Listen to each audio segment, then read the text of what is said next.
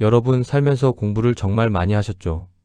학교 다닐 때는 시험을 위해 공부했고, 사회에 나와서는 일을 잘하기 위해 공부했고, 돈을 벌기 위해, 아이들을 키우기 위해, 건강을 지키기 위해 공부했어요. 그런데 한 가지를 여쭤볼게요. 그 많은 공부 중에 나 자신에 대한 공부는 얼마나 하셨나요? 내가 왜 이런 감정을 느끼는지, 왜 같은 실수를 반복하는지, 왜 어떤 관계는 항상 힘든지, 내가 진짜 원하는 것이 무엇인지, 이런 것들을 제대로 들여다본 시간이 얼마나 됐을까요? 우리는 평생 공부를 합니다. 하지만 가장 중요한 공부는 하지 않은 채 살아온 경우가 많아요. 오늘은 그 이야기를 해보려고 합니다. 나이 들어 가장 필요한 공부. 그리고 사실은 평생 해야 할 단 하나의 공부에 대해서요. 여러분, 지금까지 정말 열심히 사셨어요. 어릴 때는 좋은 성적을 받기 위해 공부했어요. 밤새워 교과서를 외우고 시험 준비를 하고 더 좋은 학교에 가기 위해 애썼어요. 그게 잘 사는 길이라고 배웠으니까요. 어른이 돼서는 또 다른 공부가 시작됐어요. 어떻게 하면 일을 잘할 수 있는지, 어떻게 하면 더 좋은 자리에 올라갈 수 있는지, 어떻게 하면 돈을 더 잘 벌 수 있는지, 자격증도 따고 책도 읽고 강의도 들었어요. 아이들이 생기고 나서는 또 다른 공부가 생겼어요. 어떻게 하면 아이를 잘 키울 수 있는지, 어느 학원이 좋은지, 어느 학교가 좋은지, 아이들을 위해서라면 모르는 것이 없어야 한다는 생각으로 공부했어요. 나이가 들어서는 건강 공부를 시작했어요. 뭘 먹어야 좋은지, 어떤 운동이 몸에 좋은지, 어떤 약이 어디에 좋은지, 몸을 지키기 위한 공부가 일상이 됐어요. 그렇게 보면 평생 공부만 했어요. 쉬지 않고 뭔가를 배우며 살아왔어요. 그런데 한 가지가 빠져 있었어요. 나 자신에 대한 공부.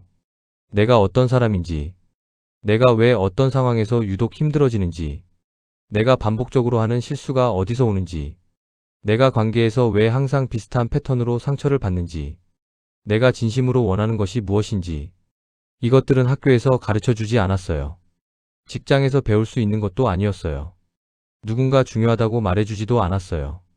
그래서 많은 분들이 이 공부를 그냥 지나쳐 왔어요. 중요한지도 몰랐으니까요. 그런데 나이가 들면서 이상한 것을 느끼기 시작하는 분들이 있어요. 그 많은 공부를 했는데 왜 삶이 이렇게 반복될까? 왜 같은 후회를 계속할까? 왜 인간관계가 여전히 어려울까? 왜 이렇게 살아왔는데 마음이 편하지 않을까? 그 질문들의 답이 사실은 하지 않았던 그 공부 안에 있었던 거예요. 자기 성찰이라는 말이 어렵게 들릴 수 있어요. 그런데 사실 아주 간단한 거예요. 나를 들여다보는 것이에요. 오늘 내가 왜 그런 말을 했는지, 그 선택을 왜 했는지, 그 사람 앞에서 왜 그렇게 행동했는지, 그 감정이 어디서 왔는지, 이것들을 솔직하게 들여다보는 것. 그게 자기 성찰이에요. 어렵지 않아요. 하지만 많은 사람들이 하지 않아요. 왜냐하면 나를 들여다보는 것이 때로는 불편하기 때문이에요. 내가 보고 싶지 않은 것들이 보일 수도 있으니까요. 그런데 그 불편함을 잠깐 견디는 것이 인생을 바꾸는 시작이 됩니다. 다른 공부와 어떻게 다르냐고요? 수학을 공부하면 수학을 잘하게 돼요. 영어를 공부하면 영어를 잘하게 돼요. 그 공부들은 외부의 것을 잘 다루게 해줘요. 하지만 자기 성찰은 달라요. 나를 공부하면 내 인생 전체가 달라지기 시작해요.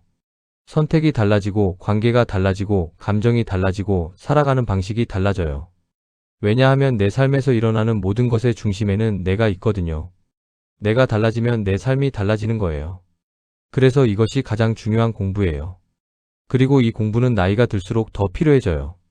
젊었을 때는 앞만 보고 달려가면 됐지만, 나이가 들면 그동안 달려온 길을 돌아보게 되는 시간이 생기거든요. 그 시간에 나를 제대로 알지 못하면 그 고요함이 오히려 더 힘들어질 수 있어요. 자기 성찰 없이 살면 생기는 문제 5가지. 첫 번째, 같은 실수를 반복합니다. 여러분 살면서 이런 경험 있으신가요? 분명히 다음에는 그러지 말아야지 했는데 어느 순간 또 같은 일이 반복되는 경험. 또 같은 방식으로 화를 내고 또 같은 방식으로 관계가 틀어지고 또 같은 후회를 하는 것. 왜 이런 일이 반복될까요? 실수가 반복되는 것은 의지가 부족해서가 아니에요. 그 실수가 어디서 오는지를 모르기 때문이에요. 내가 왜 그 상황에서 그렇게 반응했는지, 그 행동의 뿌리가 어디에 있는지를 들여다보지 않으면 같은 상황이 오면 또 같은 반응이 나와요. 패턴이 바뀌지 않는 거예요. 한 어르신의 이야기를 들려드릴게요. 70대 남성분인데 이분은 평생 감정 조절이 잘 안 됐어요. 가족들한테 자주 화를 냈고 나중에는 항상 후회했어요. 다음엔 그러지 말아야지 수십 번을 생각했는데 화나는 상황이 오면 또 같은 일이 반복됐어요. 그런데 어느 날 이분이 조용히 앉아서 생각해봤대요. 왜 나는 저 상황에서 그렇게 화가 날까? 그 화의 뿌리가 뭘까? 한참을 생각하다 보니 어릴 때부터 억눌려 온 것들이 있다는 것을 처음으로 보게 됐대요. 그것을 알고 나서부터 조금씩 달라지기 시작했어요.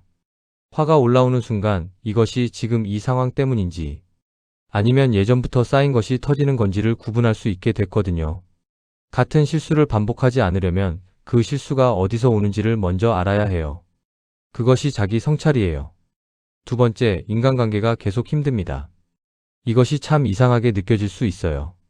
매번 다른 사람인데 왜 비슷한 어려움이 반복되는 걸까요? 왜 나는 항상 더 많이 상처받는 쪽이 될까요? 왜 관계가 어느 지점에서 꼭 같은 방식으로 힘들어질까요? 패턴이 반복된다면 그 패턴의 중심에 있는 나를 먼저 들여다봐야 해요. 내가 관계에서 무엇을 원하는지, 어떤 상황에서 유독 상처를 받는지, 왜 어떤 사람에게는 거절을 못하는지, 왜 어떤 관계에서는 항상 내가 더 많이 주게 되는지. 이것들을 모르면 같은 패턴이 계속돼요. 어느 60대 여성분의 이야기예요. 이분은 사람들에게 늘 잘해주셨어요. 부탁하면 거절 못하고 힘든 사람 보면 내 일처럼 도와주고.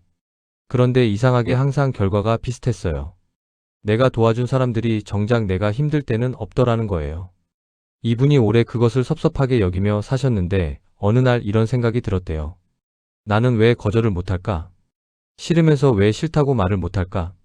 그 질문을 붙들고 한참을 생각해 봤을 때 이분이 발견한 것이 있었어요. 거절했을 때 상대방이 실망할까 봐서가 아니라 거절했을 때 내가 나쁜 사람이 될까 봐서였다는 것으로. 그 발견이 관계를 대하는 방식을 조금씩 바꿔놓기 시작했어요. 우리는 모릅니다.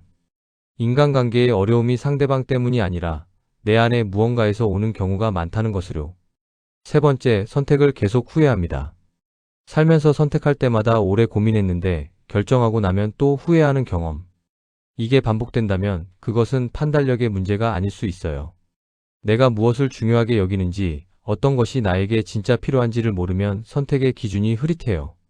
그러면 남들이 좋다는 것, 더 안전해 보이는 것, 더 그럴듯해 보이는 것을 고르게 돼요.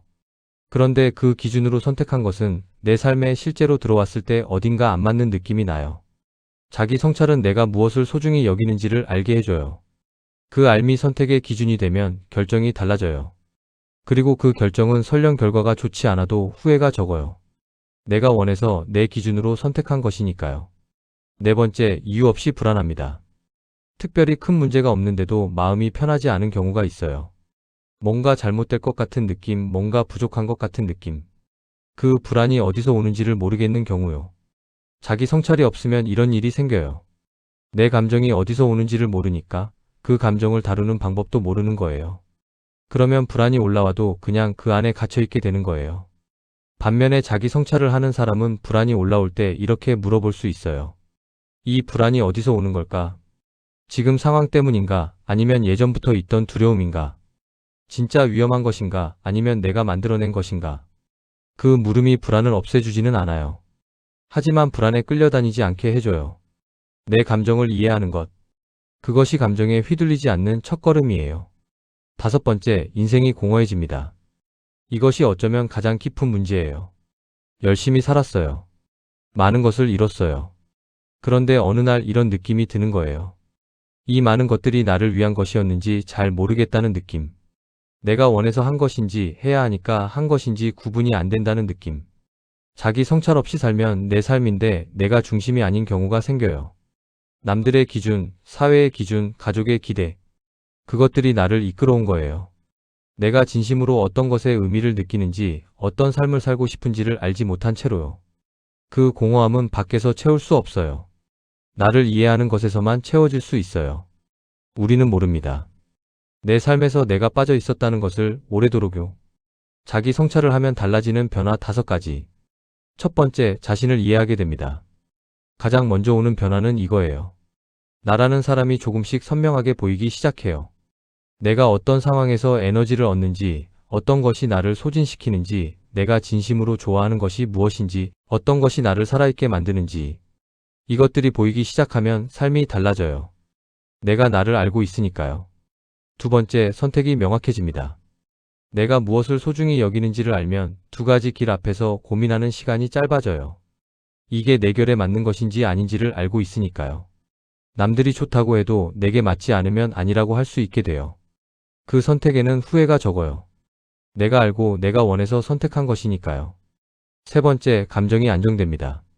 내 감정이 어디서 오는지를 알면 그 감정에 덜 끌려다니게 돼요. 화가 나도 이 화가 지금 상황 때문인지 아니면 쌓인 것이 터지는 건지를 구분할 수 있어요. 불안해도 이 불안이 진짜 위험 신호인지 아니면 내가 만들어낸 것인지를 볼 수 있어요. 그 구분이 감정을 안정시켜줘요. 감정을 없애는 게 아니에요. 감정을 이해하게 되는 거예요. 네 번째, 인간관계가 편해집니다. 내가 관계에서 무엇을 원하는지, 어떤 상황에서 상처받는지를 알면 관계를 다르게 대할 수 있어요. 내게 맞는 관계가 보이고 내게 맞지 않는 관계가 보여요.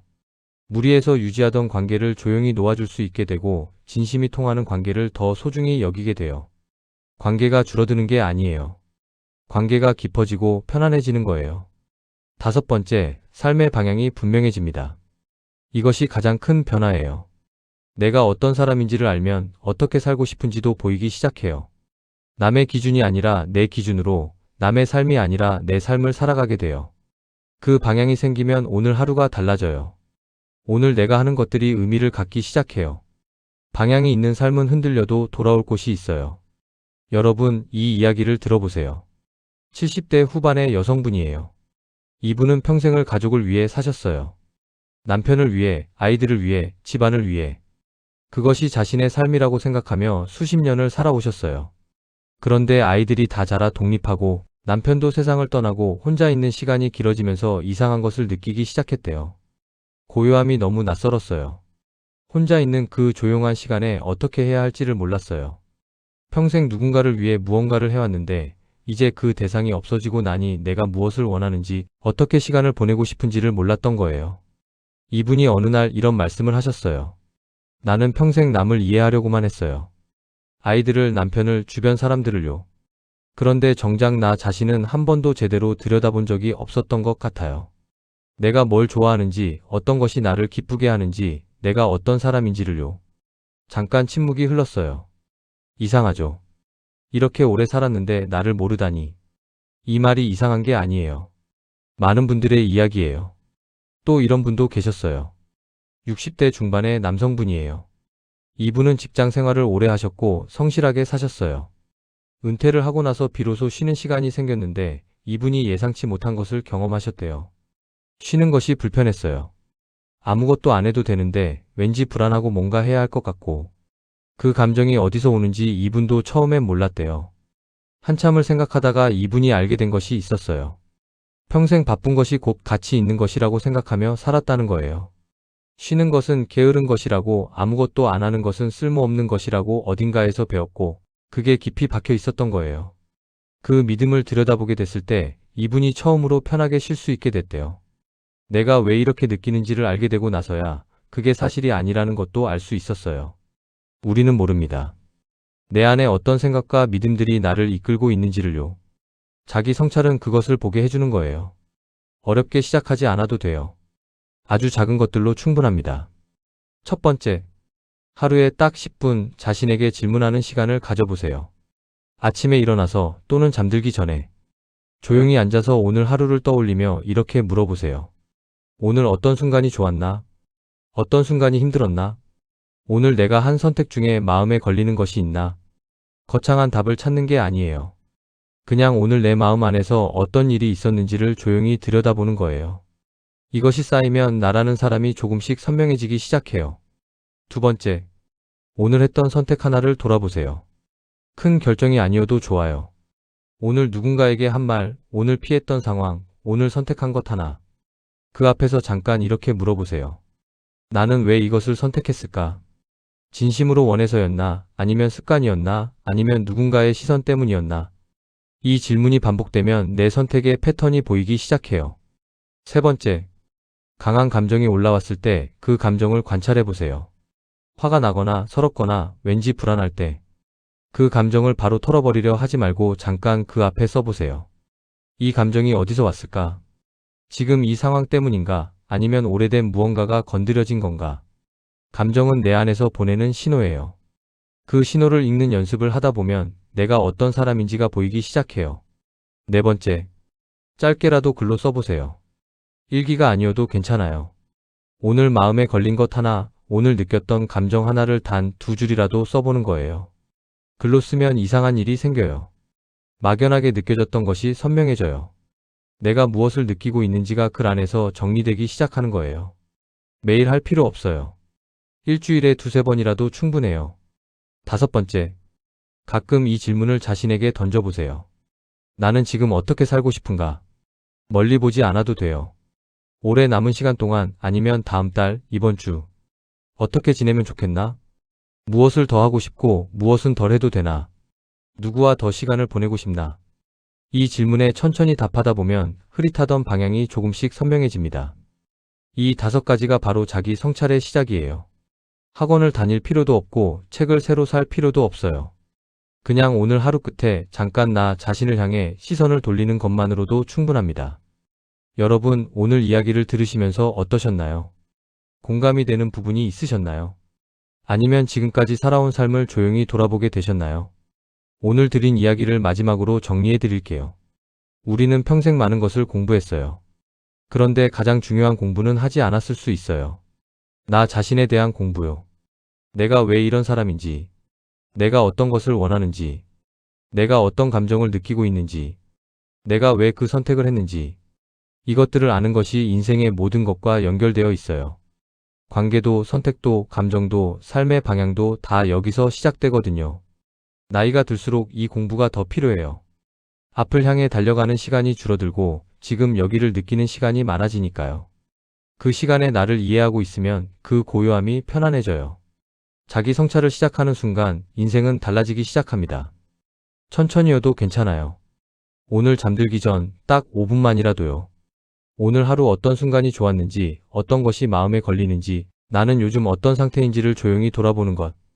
그 작은 것이 쌓이면 어느 날 나라는 사람이 훨씬 선명하게 보이는 순간이 오게 됩니다. 평생 해야 할 공부는 단 하나입니다. 나를 이해하는 것이에요.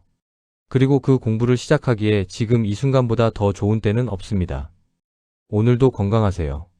그리고 오늘 하루 자신에게 조금 더 귀 기울이는 하루 되시길 진심으로 바랍니다.